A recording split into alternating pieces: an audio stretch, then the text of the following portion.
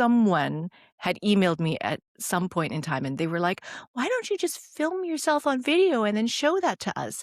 And at the time, I was like, "I don't know how to shoot video of myself. I can, shoot a little bit of video of other things, but to turn the camera on yourself, that's mortifying and scary."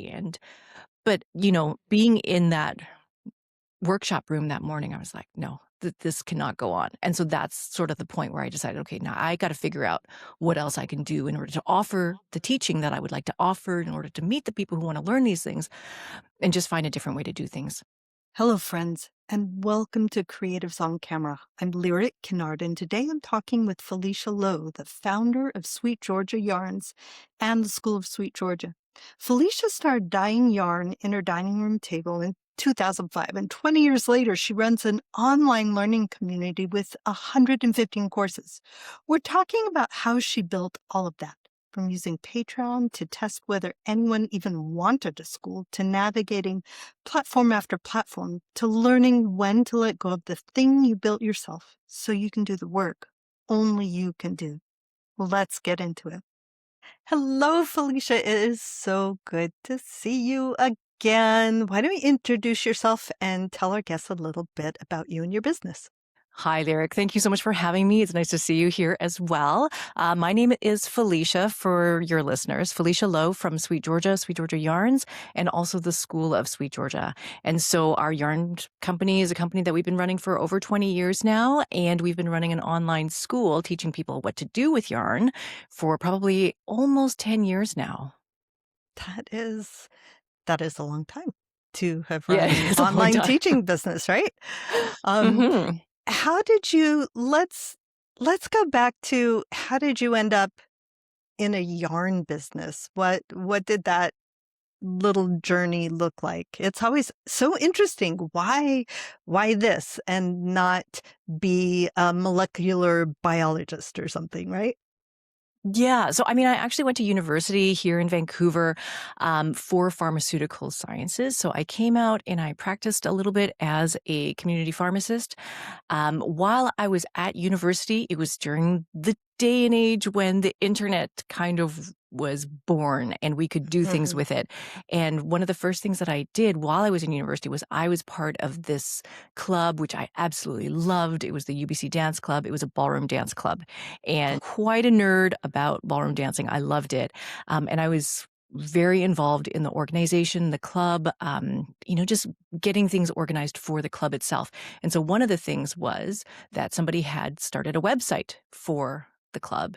And when they Mhm. graduated from university, I took over the website and I started working on that. And I learned a lot about how to set up websites and really got excited about the possibility of being able to use a website and internet and all these kinds of things to deliver any kind of information, any kind of thing that you're passionate about. And so first it started off through dance. And because I was part of the pharmacy program, I worked with a professor there on a special program. It was a special self-directed program where I worked with him on using video to teach other pharmacy students how to use pharmaceutical equipment. And so it was like at the very beginning of online teaching, of e-learning, we were basically creating these videos, putting them online so that students could watch them and figure out how to use like a mass spectrometer or something like that, like just all this Right. equipment. And going from there. And so then after I graduated from university, I got excited about knitting again, and started down that path, started making my own website for my own knitting. And then just gradually over the years, discovered that, oh, I'm curious about where yarn comes from. So then I started to dive into that and learn that. And as I was learning, I would share and document my journey along the way. And I think that all the things that we're doing now, where it comes to fiber arts, when it comes to teaching skills online, teaching skills through video, I think this is all, when I look back into my history, I'm like, oh, of course, this is all continuous. It all makes sense. But at the time while I was doing it, I was like, why, why am I switching from pharmacy into website stuff, into fiber art stuff? And it seemed really disconnected while I was doing it. But now I look back, I'm like, oh, totally makes sense. So they all came out of, first of all, this core part of you that wanted to share things with people, right? And Mhm. then the Absolutely. technology being right there at the right time that Mhm. allowed you to do it through video on the internet. Yeah. Yeah, absolutely. I mean, technology is amazing, and I continue to believe that technology is amazing, which is why I think I continue to be so passionate about doing this because it's not just about fiber arts, but it's about how to be delivering the best possible experience of education in the fiber arts with the technology that's available to us. Right? I think it's miraculous too that I can be here and you can be there and we're talking to each other. I can have a live Zoom class with people from different continents and we're Mhm. talking in real time. And also I can create a video class that can reach people wherever they are, whenever they want to. Right? This we Yes. are so lucky to have this technology where we are at right now. And you turned it not only into a yarn place online, but how did it go from just, Sweet Georgia Yarns to the School of Sweet Georgia? Or did they grow together at the same time? No, so I started the online yarn business in 2005. So I'd started a website for myself in 2004. I started dyeing yarn and posting about it, documenting about it, and then people were starting to ask, "Can I buy what you're making?" And I was like, "Oh, I'd never thought of this." So I started on Etsy because Etsy started in 2005. And so when Etsy became a thing that you could use, I was like, "Oh, let's try this." So I tried that for a couple of months, and the yarn started to do really, really well on there. But the posting process and just like a lot of the technology that was available at that time, it wasn't exactly what I wanted. And so I built my own website and then eventually went to Shopify and all these kinds of things. But that's where the yarn side came from. And then after a number of years, I wrote a book with Interweave Press, and it was about how to dye your own yarn and then what to do with that yarn. Like you could knit with it, or if you dyed fiber, you could spin with it. And so it was a book. It was called Dyeing to Spin and Knit. And when the book came out, I got a lot of response from yarn shop owners that were asking me, "Can you come out to teach?" At my Mhm. shop, or there were festivals. Can you come and teach at our festival? And at the time, I had a pretty much a newborn baby. I had one 2.5-year-old and then one that was like newborn. And I was like, I tried to travel and bring my whole family with me Oh, no, to no, no. travel to teach these things. I brought my 2 kids, I brought my husband, I had to bring my in-laws and, like, brought my mom. Like, just I needed so much help to do all of the things and then also try to teach. And so I remember distinctly, like, being, setting up in the morning, 8 o'clock in the morning, putting out all the handouts for everybody at the workshop, this in-person workshop, which was amazing and fun, and I love teaching in person. But at the same time, like, I knew like, my kids were back in the room and my in-laws were helping to take care just, like, there was so much, and I was just thinking, "What am I doing? Why am I doing this? This is crazy, like, it's unsustainable to do it this way." This sounds And so so familiar. and so that's when I thought, "Okay, I need to find a different way," and someone had emailed me at some point in time, and they were like, "Why don't you just film yourself on video and then show that to us?" And at the time, I was like, "I don't know how to shoot video of myself. I can, shoot a little bit of video of other things, but to turn the camera on yourself, that's mortifying and scary." And but, being in that workshop room that morning, I was like, "No, this cannot go on." And so that's sort of the point where I decided, "Okay, now I gotta figure out what else I can do in order to offer the teaching that I would like to offer, in order to meet the people who wanna learn these things, and just find a different way to do things." And so that's when, I actually came back and I started a um, Patreon to basically see if anybody was interested in me doing this in the first Mhm, place. market And testing. so yeah, just test the waters. Are you interested in me building an online school where I make videos and then teach these skills? And it was great. A bunch of people signed up. And then as part of that Patreon, one of the things that I offered was kind of like a weekly or regular ongoing vlog to share what the progress was. So because they were, sort of chipping in for something that didn't yet exist, and I was not actually delivering any content for some time. It would take months to build the course and this platform and all that kinda stuff. So the Patreon, participants were really, really foundational at that time because they Mhm. watched me learn how to make video. They watched me learn how to shoot a vlog of myself talking about stuff and then getting more comfortable with that entire process, learning the technology, how it worked, learning how to edit a video. So all of that really happened during the Patreon time.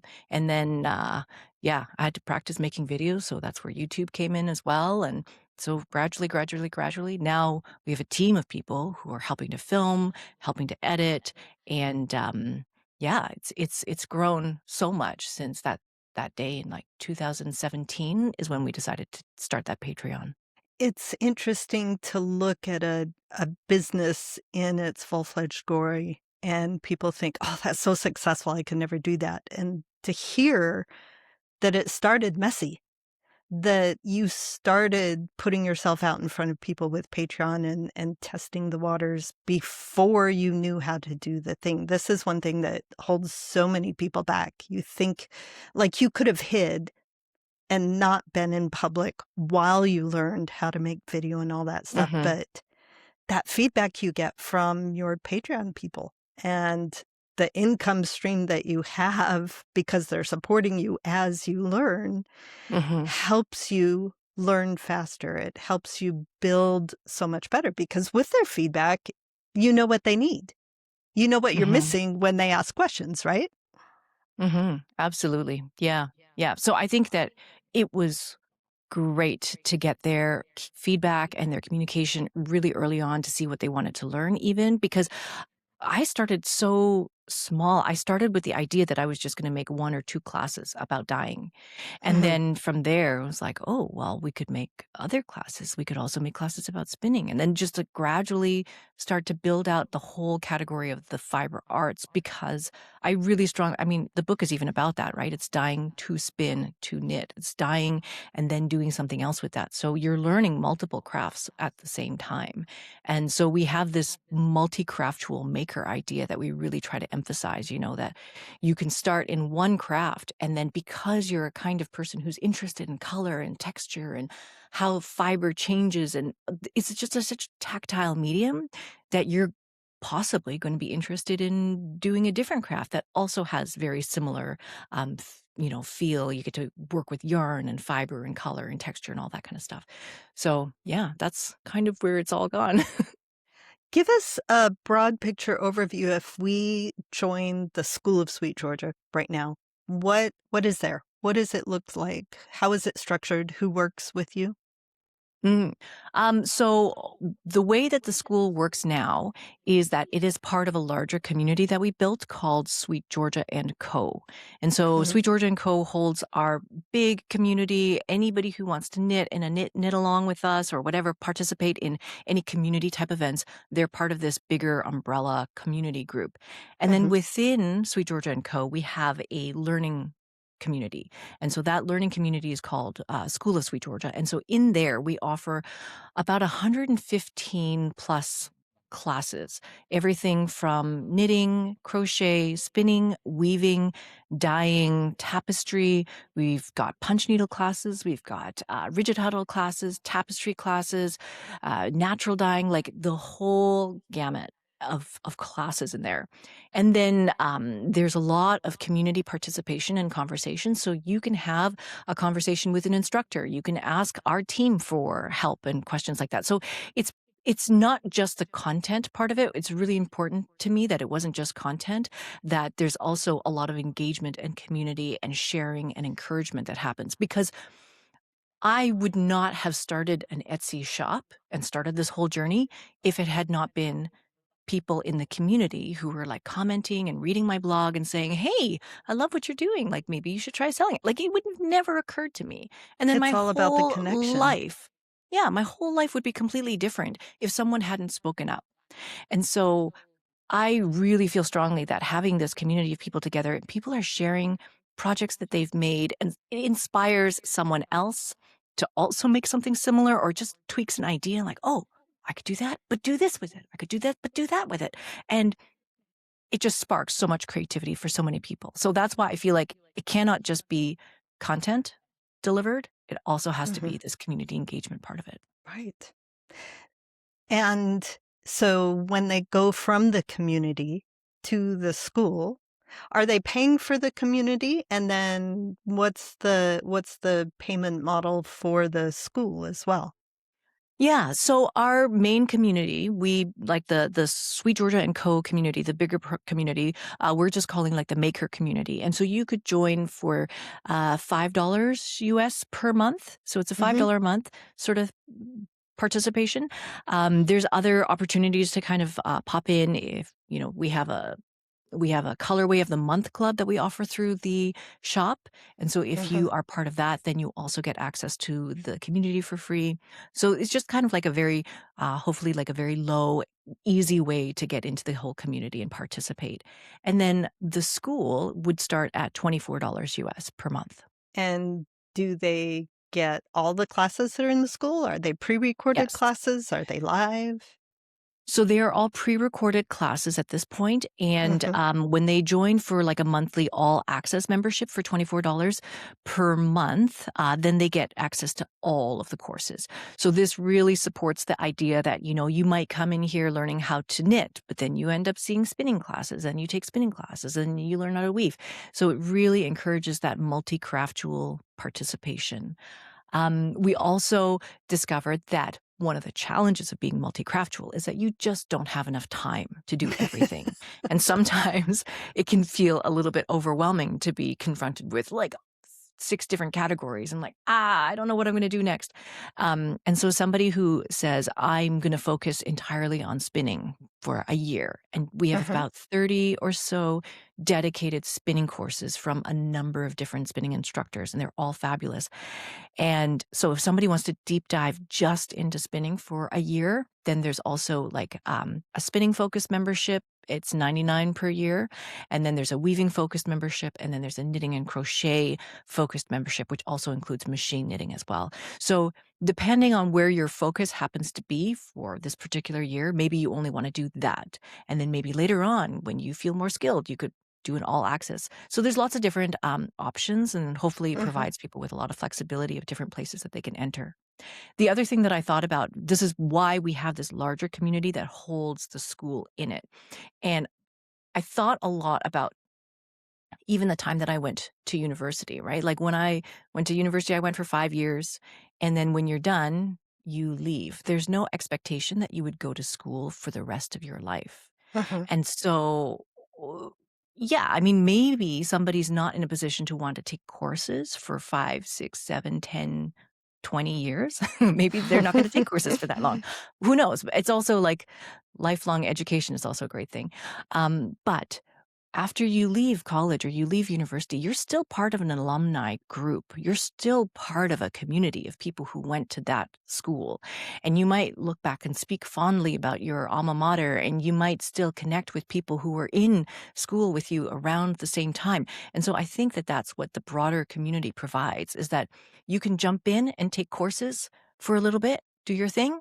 And then when you are feeling like I need to actually make some things and I'm not in the season of learning, then I can kind of pull back, be part of the main community, still be there, but not be invested in courses. So it allows much more flexibility of coming in and out without leaving, without being cut out, without being excluded. So yeah, this is this has all been a long time that we've been thinking about, how to best organize everything, how to provide the best feeling and the best experience for people coming through all of this.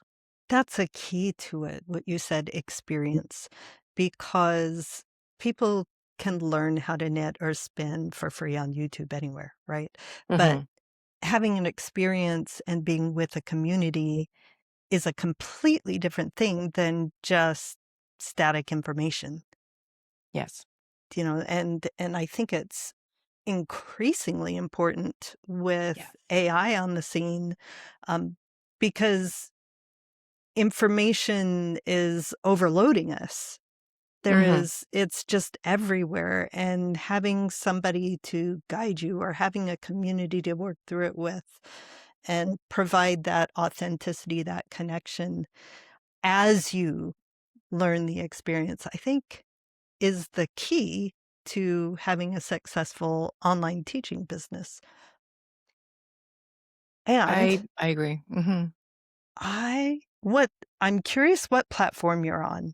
So, we have lots of experience with lots of different platforms. So like I said, we started with Patreon, which Right. was which I still have friends who are delivering their entire program Mhm. on Patreon. Yeah, So it Patreon works. as a technology is great. I love Jack Conte. Like, I love the ethos and the spirit of all of that. We left Patreon and moved to Teachable in order to Mhm. deliver courses way back in 2017, 2018. And then after about a year on Teachable, discovered that Teachable was not the right place for us because Teachable provided the course delivery, like the content delivery of the videos, which was great. It had an app, it had all these things, Mhm. but it didn't have a built out community. Right. And so that was one thing that we really, really wanted. So then we made our own website. And then that was based on WordPress and using like 5 million plugins. And we also added an external forum. And all of that was also great. And we used that for probably about 8 years or so. I think Mhm. it's like 2018, 2019 until this past year. And so we've been using our own WordPress site for all of this time, which is great because you have like infinite customizability. Like you can customize Mhm. anything you want. You can add Right. whatever you want. But it also becomes very challenging to maintain. Yeah, it And becomes unwieldy with 10 million plugins.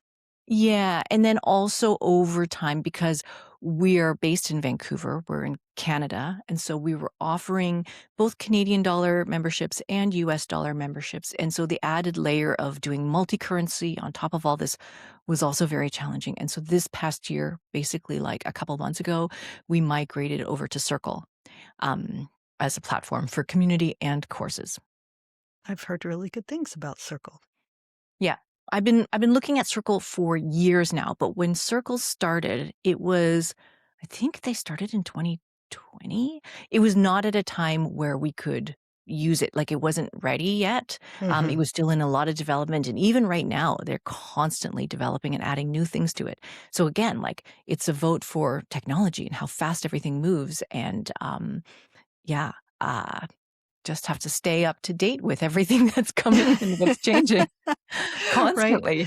Even if you find a platform that's absolutely perfect for you, that's exactly it. Things constantly change and update. I had been so busy, creating content and managing my community and courses that I completely ignored all of the updates in my Mhm. platform the last 2 years, and then I turned around and looked and went, "Whoa, there is so much Yeah. here that I am not utilizing." So it's being a business person means doing so many different things, not multi-craftual. Like, Yes. we have to be cognizant of business systems and customer service and marketing and psychology and running our business and understanding our customers and the tech and just Mhm. all the things, when you Yeah. get to the point where you can have a team that Yes. helps immensely. But as a business owner, if you don't understand how something works, you're actually not a very good manager of a team member who's managing that, because Mhm. you don't know how to manage the performance indicators and say Right. exactly what it is you need and what you want, right? Mhm, mhm. And I think that one of the challenges for myself being a founder who started off, like, doing web stuff for other people and running a whole graphic design company and just, like, making websites for other people, for clients, and then for myself. Because I like the web side of things, I get my hands into it too much. And then, I think that that is actually a problem. And so that's why I had to step back from that. We get attached to the things that we've built, and then letting it go gives us so much time to do the things that only we can do. And this is one of the things that's so hard for new business owners or new teachers, right? Um, Hiring somebody, letting go of something and understanding that, look, I understand. I know I can do this part. I'm a control freak. I like it to look this certain way, but it's sucking so much value and time out of your business for you to be doing a job that somebody else who is trained to do it and also, maybe gets paid minimum wage. You shouldn't be doing you shouldn't be doing the grunt work. You should be doing the high value. What is the high value part of your business? Mhm, mhm. Yeah. I've gone through this so many times before because, I mean, when I first started Sweet Georgia, I was the person who was dyeing all of the yarn. And I dyed every single skein of yarn and I twisted every single skein of yarn until it got to the point where like, oh, I can't do all of this myself. Like I can't do all the dyeing and answer all the emails and make the website and update the inventory. Like I can't do everything myself. And it was only when I started to teach some other people on my team how to do the dyeing portion of it that we're able to grow. And so, yeah, I totally understand. It's so important to be able to share the work with others on a team in order to so that everybody can move forward. But it is really, really, really hard to let go of that. I spent years thinking, oh, this is going to be a problem. Like if I don't dye every single skein of yarn myself, then people won't like it. And I think the same thing about the website for the school. I think like if I didn't build this website by myself, then obviously I'm not good enough. Like I'm not good at this. And so it's kind of like a mental hurdle that I had to get over that, okay, we're going to go to a platform that is designed to deliver courses and community so that I can do the work that possibly nobody else can do, right? Like, I have to spend a lot of time thinking about what can I do and what can I contribute to the team that nobody else can do? And so that way we can make sure that work is distributed in the best way possible. But it's so hard. It's so hard. It is. But also, it's the only way to be sustainable. And this goes back to what you were talking about right at the very beginning, where I was like, oh, I see myself exactly in your journey. I did not take my 5 children with me when I started teaching outside of the house. I happened to have, and actually I had to build it because I didn't have any family that lived close by, built a support network of people Mhm. who, were happy to keep my kids during the day, like basically like daycare. And my husband would he's fantastic. He was a better baby mom than I was for sure. um, but being out and teaching again, when you're in the classroom, it's the best ever, isn't it? It is Mhm. so much fun Mhm. to be with your people, but as you're as you're thinking about all the my thinking would be as I was leaving and as I was coming home going, what am I doing? What am I doing? This is so painful to come home. And it was like I had to pay in pain for every day I was gone. Mhm. Getting things back in order, just all the things, and having the technology to go online so that it's scalable. Having a business where you bring on team members so it's Mhm. scalable. Having the kind of thing that does not depend on you for every dollar in the business. It doesn't depend on you trading evenly an hour for whatever you're making, right? Mhm. Mhm. Yeah, absolutely. Traveling for teaching is so tricky. I am looking forward to there I have one teaching, session that I'm gonna be doing this September in Calgary, at Mid-City, Calgary, and I'm really looking forward to it. But, Mhm. as a teacher, it's tricky because I wanna teach weaving, and I wanna teach hand-dyed yarn with weaving and things like that. And so I'll be driving 10 hours from Vancouver to Calgary to bring all the equipment and then teach a 3-hour class and then drive 10 hours back. So it's funny, right? Like Yeah. it's to do that, to have that experience of being able to teach in person. It's tricky for teachers to get to the spot where they need to teach, but I feel like it's also difficult for students to get to the spot where they need to go. It's a lot. It's just so much work. It's financially challenging for people. And so this is part of the reason why I believe like having this online teaching, having an online school is so fundamentally important to access because otherwise students don't get a chance to access a lot of the teaching if they have to get up and travel to somewhere, right? Right. Teachers don't get the opportunity to teach unless they're able to drive 20 hours to a place to teach and bring all their equipment. I guess So you can't bring a spinning wheel on an airplane. I have, you can.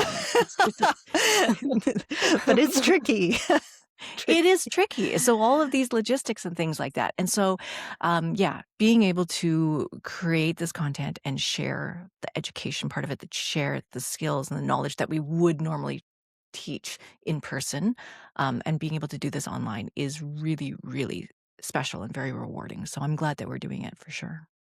Absolutely.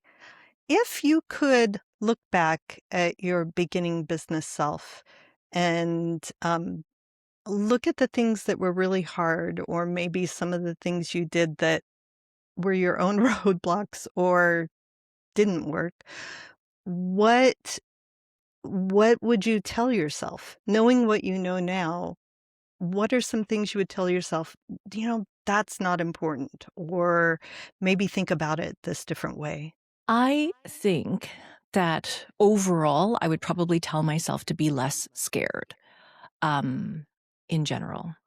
And because when I started the blog in 2004, I remember when my girlfriend was like, maybe you should just make videos of the things that you're going to write about and then just post those. And I was mortified. I was like, there's no way I could do that. I can write about it and I can take photos of it, but to make videos about it, that's so scary. Oh, I could never do that. And thinking back, I wish that I had done that because I would have gotten so much more practice. I would be more comfortable at it. It's not as scary as it needs to be. And I think that I have to tell myself that constantly over and over and over again. Even now, I get myself psyched out and like, yeah, even now, if I haven't made a video in a couple of weeks, I'm like, oh, I don't know how I could do it. Oh, it's not going to be good. Oh, I don't know what people are going to say about it. And I think that I have to get over all of that and just be like, just make it. It's going to be fine. It doesn't matter. Just as long as you're sharing what you want to share, the person who wants to receive it is going to receive it, whatever they're going to do with it. But, I have to be more confident about putting myself out there. And I think that we all probably go through all of that as well. That sort of feeling of, oh, I don't know if I can put myself out there. Yeah, we're so afraid of being judged, and to be honest, the things that we do, people aren't looking at us. They're not looking at us. They're learning what we have to offer and what we have to teach. They're Hmm. thinking about themselves, not about you. They're Hmm. thinking about, "Oh, I can learn to do this amazing magic thing that this person knows how to do and that they're willing to guide me." So Hmm. absolutely get over ourselves, get out of our heads. Yeah. It's not about us. It is about the guidance and the gift that we have to Yeah. offer people, and it will make their lives happier, more creative, Hmm. better, right? Yeah. I talked with one weaving teacher about this a couple of years ago and I was kind of asking her like, how do you structure your classes? How do you teach? And, all this kind of stuff. And she gave me some advice, which I think about quite a lot. And it was that people are not like necessarily, they don't have to look at you when you're teaching. You're all looking collectively at the thing, right? Mhm. Like we're looking down and we're talking about this. So they're not focused on you, they're focused on the thing. And so just as long as you're excited and you're enthusiastic about talking about the thing that we're both looking at in front of us, that's where you connect and that's where you engage. So I feel like that took a lot of pressure off of me and having people look at me. We're not looking at me, we're looking at the thing. Let's look at the thing. Let's look at how exciting this thing is. And, that's where it's all happening. So, I feel like And that's my job. My job is to be the tour guide. "Look at this thing, it's amazing. Let's do oh, this." absolutely. That's what teachers are. We're not the Mhm. hero of the story. No, We are the guide. the Our guide. students are the ones on the quest, and we're just Right. saying this way and this tool and think this way Yes. and We're the avoid this Yoda. problem. Yeah. Oh, I like that. Because I always say the student is like Skywalker and we're Obi-Wan Kenobi, Mhm. but I really like Yoda. I think I'm going to start saying Yoda now instead. I wouldn't mind being green. It's my favorite color. Um, and and this thing where, again, we can really help. We can really make the world a better place by offering this beautiful creativity that really brings joy into people's lives. And back to information and AI, right? Mhm. Especially now, it is so important to be real, Yeah. be so human, be so imperfect. Because people crave that. They want to know that Mhm. you're not fake. So Yeah. being whatever weird real you are is the best. Yeah, that's something that we do talk about inside our community for sure. Because like at this point with the AI that is available to us at this moment, you could just type in a prompt and say, "Make me a course to teach me how Mhm. to blah blah blah blah blah," and it will spit out the whole thing with modules, with the whole thing broken down, with a full script. Like it's crazy what is possible. Whether Yeah, or not and it's fully accurate or not. most of the online platforms have that built in where they'll do it for Yeah. you. People just don't do that, please. Yeah. No, no, no. It's possible, and so I think that the point is that the content is all out there, and so we're overwhelmed with how much content is out there, how much there is to consume, and how much there is to watch and listen to. Like I cannot keep up on all of the things that I would like to learn about. Um, Right. but I think that what people would like to see and crave is to see the process, to see other people going through it, to see other people going through it, maybe having some challenges or having some questions along the way, and then being able to ask somebody else as they're going through it. Because, Right. yeah, yeah, I It's think to the be able to see that experience of messy the thing. middle. Yeah. Yes, absolutely. To have a guide there with you. Um, I've started making sure I add in at minimum live discussion and usually monthly or quarterly live Zooms, Q and Hmm. A's so that people have that ability to come in and say, what was I doing? Or just show off, right? Hey, I'm so Hmm. happy about this thing I did. And it makes all the difference. It turns it into an experience instead of Yes. information. Yes. One thing that we do, because you were just talking about live meetings and things like that. One thing we do is on Fridays, we have this thing called a quiet co-working session. And so everybody hops on and it's basically like a Zoom call where everybody goes on mute and they're working on the project that they're working on silently over an hour while other people on screen are also working on their projects. So nobody's talking, there's no socialization that's happened, but just the mere fact that someone else is on screen doing their thing makes the person here work on their thing too. So everybody is working very, very focused. It's very constructive. At the end of an hour, then everybody turns their microphones back on, and then they chat about maybe like what they got accomplished in that hour. And it only is like 5, 10, 15 minutes of chat afterwards. But I feel like people have been quite productive during that time. Just being able to work alongside other humans in this thing that doesn't require any communication. It's very funny, but yeah, we got this idea from one of our team members who was doing this as part of a writers group, where the writers would all meet and they would all be on Zoom, quiet, and then they would all be writing away at the same time. And Yeah, yeah, it co-working. really helps. Co-working, virtual Yeah, co-working. it's a really useful tool for people with ADD. I've used Yes. it myself, Yeah. like, get on with Mhm. somebody and you're not talking, you're just kind of being accountable to each other, saying, Yes. okay, this person's working. I have to be working too. Yeah, Yeah. that's fascinating because we've had like open work sessions, but people are chatting the whole time, right? Yep. Mhm. It's interesting. Maybe we'll try a quiet one too. Yeah, it's very 'cause I've been, in a few of them, and, I notice behaviors in myself. I'll be, like, halfway through, I'll be like, "Oh, I should go get a snack. Oh, wait, no. Everybody's still working. I shouldn't get a snack. I'll wait." And then you just keep working, so That is fascinating. I love the idea. So many good ideas and so much really interesting views into what you've learned and how your business has grown and how it's structured. I greatly appreciate your taking this time to be here with our audience and to share so openly what you do at the School of Sweet Georgia. Where can people find you online? So, the School of Sweet Georgia is at schoolofsweetgeorgia.com. That website is sort of in the middle of transitioning over and things like that, but our community you can also find at hello.sweetgeorgia.co.